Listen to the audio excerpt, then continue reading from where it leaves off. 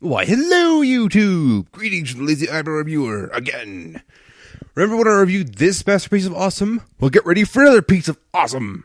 It's the North American Masterpiece Soundwave, and although I have a few issues with the set, by far it is still super cool.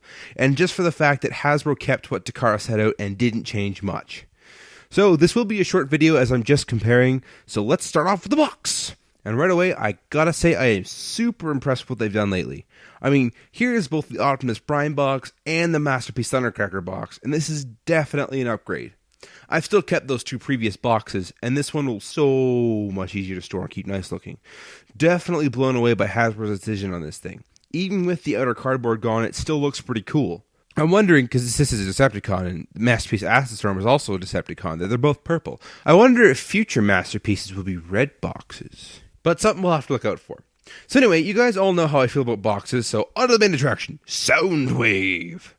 So just from first glance, Takara and Hasbro Soundwave look pretty much the same, save for the terrible resolution on the Takara image.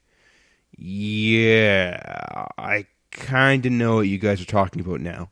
I'll see about changing that from now on. I have a new webcam, soon I'll have a new computer, and you'll get the resolution you guys are talking about. Anyway, moving on. These guys are practically identical. Same coloring everywhere and everything. Almost an exact copy of each other. It's a shame, though, that I don't actually have both, as Moosey Space Chef owns the Takara version and lives about a 12-hour drive away from me. That being said, even though Takara looks slightly lighter, it's because I had better lighting at my review station before I moved. That being said, though, there are differences. For instance, the first difference, and the most notable one, is the visors. Takara has a cartoon-accurate red, which I prefer, and Hasbro has a G1 toy-accurate yellow, which I don't particularly care for. Personally, I really do hate this, and I plan to paint this red one day. Video updates to come soon. The second difference is Hasbro has this dumb CE stuff, or I don't know, North America has this to pass stuff about stuff. I really don't like this, but this is also easily fixed. In fact, by the time I'm reviewing this, I have fixed it, but I'll release an update in a separate video as to how I did this. All in all, though, I really got to hand it to Hasbro. I really didn't think they were going to include all the accessories that Takara did. Usually something gets dumped, and I was expecting either the Energon Cube or the Megatron gun to get dropped. Most likely. But thankfully, the Megatron gun accessory is kept, because this was a big reason that I wanted this set, believe it or not, and I was worried that this in particular wouldn't make it. Something to note, though, I found this after I completed the Takara review, and I'm so glad this made it into the Hasbro edition as well. If you open up the arm panels, you can see molded speakers on the inner panels, and they even say right and left on the inside.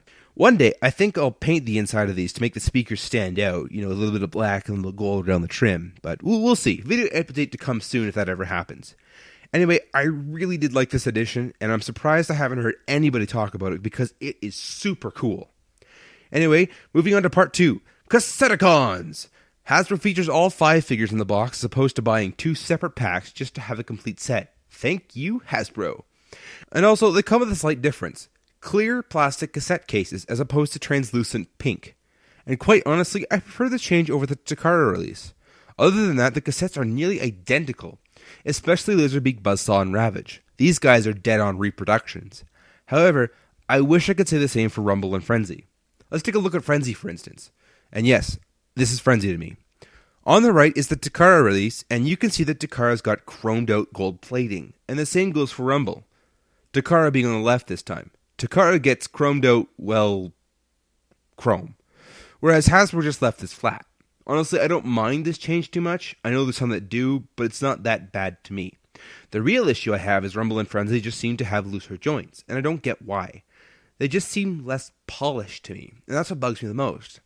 Especially since these two seem to get jammed in Soundwave because they don't fold together just right either. They need a bit of filing down. Otherwise, they are the same. Even Frenzy, who in photos and on the box who said to have a radically different alt mode front, which would have looked awful, ended up being accurate to the Takara paint scheme, which I am so thankful for. That being said, I don't get why that is. Like in photos from the San Diego Comic-Con, as well as pictures on the box, it shows him one way, and then completely another. I'm happy that it was false advertising. Like, I would have been so disappointed and angry if they had have been accurate to the photos and box. But I'm so glad they kept it. So that does it for the North American release of Masterpiece Soundwave. I really have to commend Hasbro, for once, usually it seems like I'm ripping on them, for this set. These are so many little pieces of awesome and perks to this set. Even with all the minor gripes, I highly recommend hunting this figure down, as it is well worth having. And when I say hunt, I mean hunt. Like, I had to spend 2 months phoning stores, seeing what was in stock, tracking trucks, popping in randomly, seeing what was in transit, and so on. And in the end, I was out of town and walked into a random Toys R Us and just happened to notice the pile sitting at customer service, and 30 seconds later, cash was flying out of my wallet and into the tills of Toys R Us. So it goes to show, even if you do hunt for this set, you may just happen to stumble upon it. Which, that's another thing I really have to give my respect to Toys R Us. One per customer policy. So thankful for.